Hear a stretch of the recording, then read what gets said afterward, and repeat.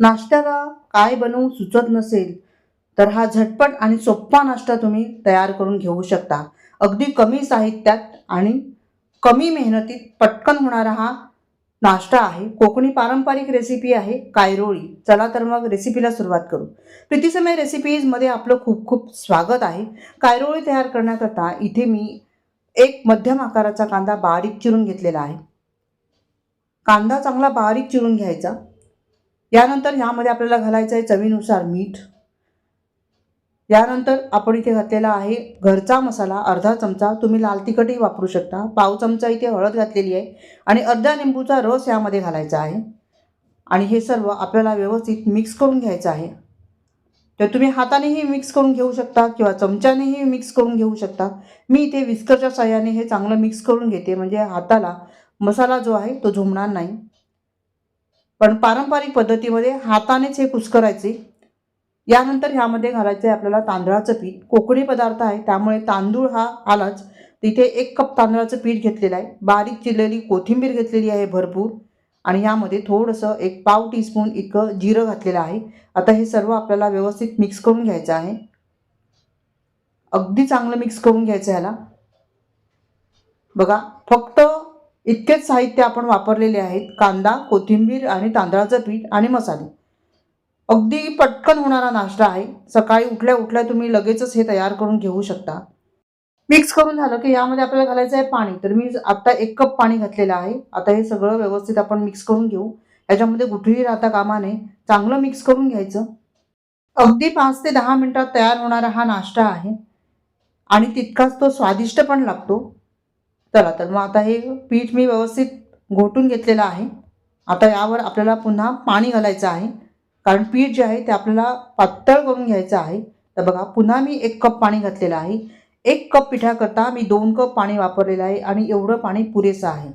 आता तुम्हाला 1-2 चमचे कमी जास्त पाणी लागू शकतं. पण हे जे बॅटर आहे ते जास्त घट्टही नाही आणि जास्त सैलही नाही असा बॅटर आपल्याला तयार करायचा आहे. खूप पाणी झालं तर मग तुमची जी कायरोळी आहे ती तव्यातून निघणारच नाही.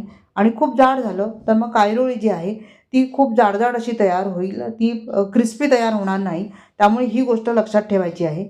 आता हे बॅटर बघा आपलं मस्त असं तयार झालेलं आहे. खूप पातळही नाही आणि खूप घट्टही नाही असं हे बॅटर आपलं तयार झालेलं आहे.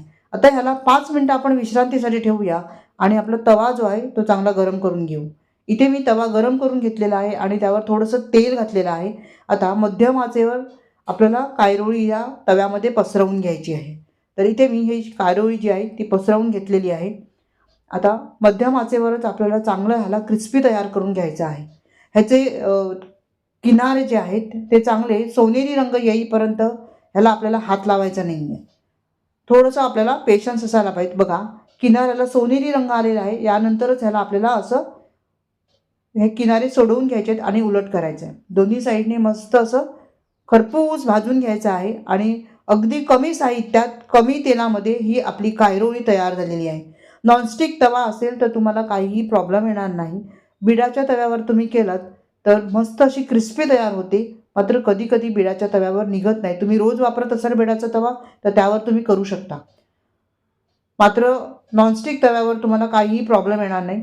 आता पुन्हा एक दुसरी कायरोळी आपण तयार करून बघूया.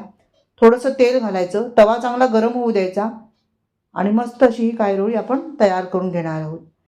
बरं, ही कायरोळी तुम्ही कशासोबतही खाऊ शकता. चटणीसोबत खाऊ शकता किंवा मग चहासोबतही खाऊ शकता. आपण ह्याच्यामध्ये मसाले वापरलेले आहेत त्याच्यामुळे मग तुम्ही नुसतंही याला खाऊ शकता. मुलांना टिफिनला देऊ शकता. जेवणासाठी सुद्धा तयार करून घेऊ शकता. तर अशी ही मस्त कायरोळी आपली तयार झालेली आहे. बघा, मस्त ह्याला जाळी पडलेली आहे. आपण पीठ फर्मेट केलेलं नाही आहे, कुठेही इनोसोडा वापरलेला नाही आहे, तरीसुद्धा जाळीदार नाश्ता तयार होतो. तर अशाच पद्धतीने मी बाकीच्या सर्व कायरोळी तयार करून घेते. रेसिपी आवडली असेल तर लाईक आणि कमेंट करायला मात्र विसरू नका. तर ही कायरोळी आपण काढून घेऊया आणि बघा ह्याला मस्त अशी जाळी आली आहे. सुंदर कलर आहे आणि दिसायलाही अगदी आकर्षक दिसते आहे. झटपट बनणारा नाश्ता आहे. एकदा नक्की ट्राय करून बघा. मस्त असा जाळीदार नाश्ता. खालून पण त्याला रंग किती मस्त आलेला आहे. कुठेही करपलेली नाही आहे.